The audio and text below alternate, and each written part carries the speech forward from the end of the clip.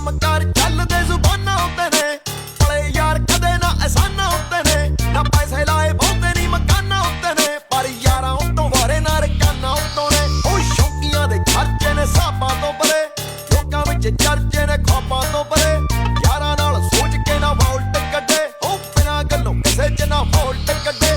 ਮਿਹਨਤ ਕਰੀ ਦੀ ਸਿਰ ਸਿੱਟ ਦੱਬ ਕੇ, ਰੱਖ ਸਬਰ ਤੂੰ ਆਊ ਨਵਾਂ ਸੱਪ ਕੱਢ ਕੇ, ਜੋੜੂਗਾ ਲੋਕਾਂ ਨੂੰ ਨਾਲੇ ਤੋੜੂਗਾ ਰਿਕਾਰਡ।